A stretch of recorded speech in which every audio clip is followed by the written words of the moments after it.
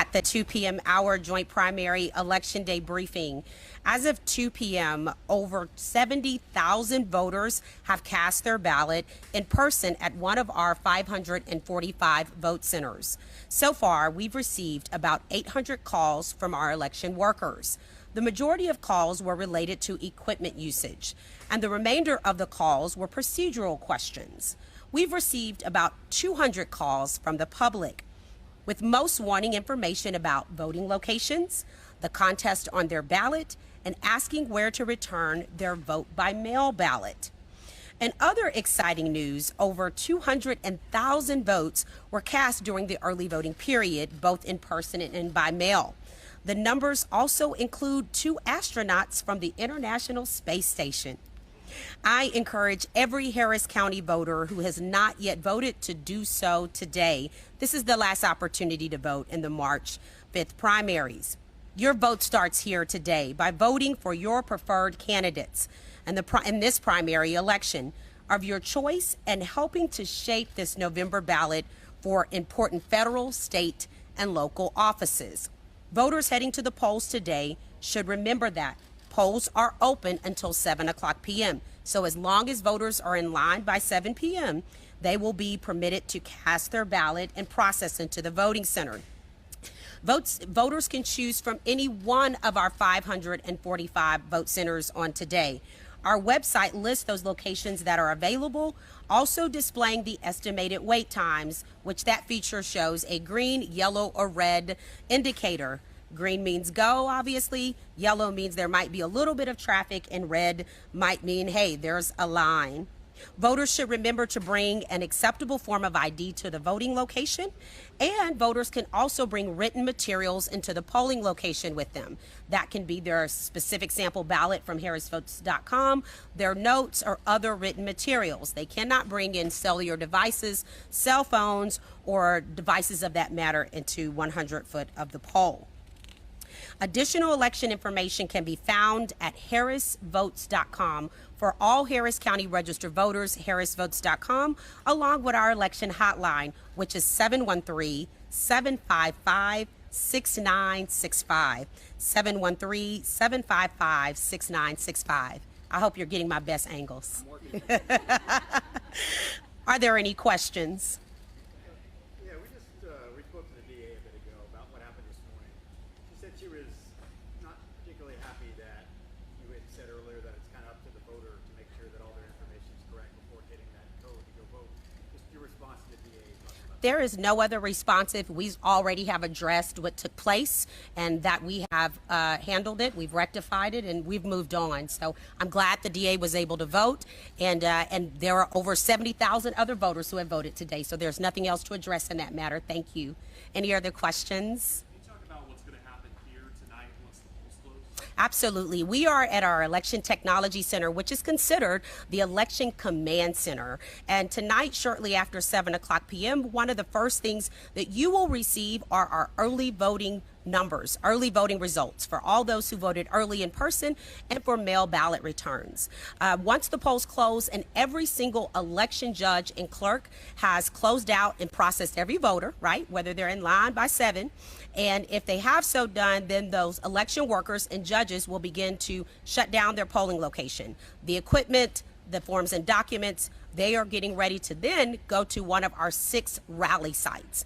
There are 6 rally sites around Harris County where all 545 vote centers will report to the closest rally site. Well, they will turn over their equipment, paperwork, and items where there's a chain of custody process.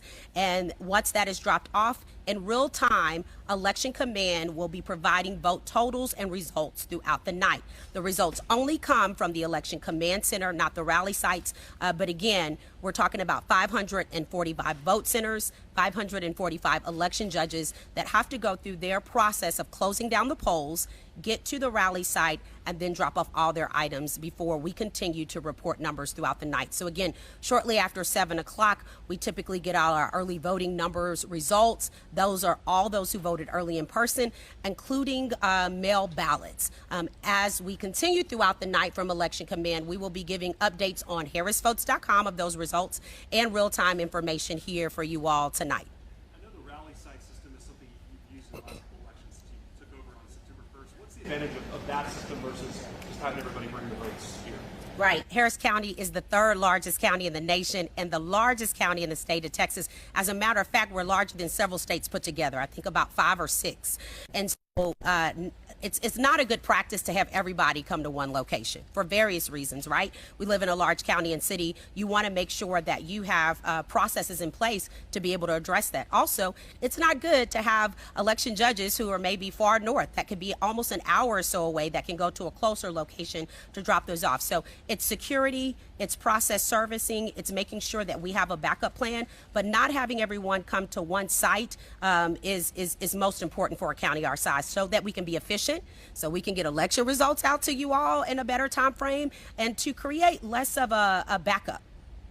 Security, what do you do to make sure that when you transmit the information from the rally side that information is kept secure?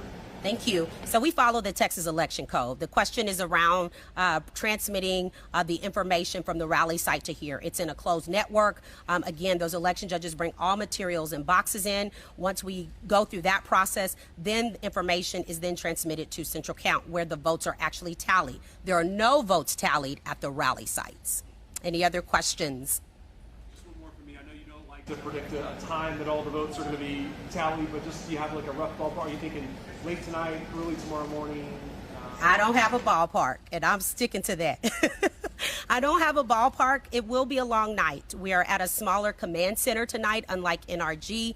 And again, we have 6 rally sites, and we have the most amount of polling locations than we've ever had in the history of a primary. It is a joint primary, but we've had the most amount of polling locations in that history, and so it's going to take time. This is a large county. That's exactly why I'm not giving you a time on when we'll have the full number of unofficial results, but we'll keep reporting those through the night and the morning. But I can tell you, it's going to be a long night.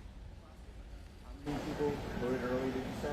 Yes, the question is how many people have voted early. So over 211,000 individuals or voters have voted early in person and by mail. That includes by mail as well. It's about 80% early in person, and the other 20% are mail ballots, give or take. Yeah, I have those all in my head. Just kidding. They prepare me well. Any other questions? Okay, so again, the next time that we speak will be after 7 o'clock p.m. We'll be providing an update of the closure of the polls. I want to continue to give kudos to our Democratic chair, Mike Dole, and our Republican chair, Cindy Siegel, who my office has worked very closely with to ensure that today's joint primary is a smooth and successful process. And I look forward to seeing everyone after 7 o'clock p.m. for us to provide those early voting numbers and real-time updates. Thank you.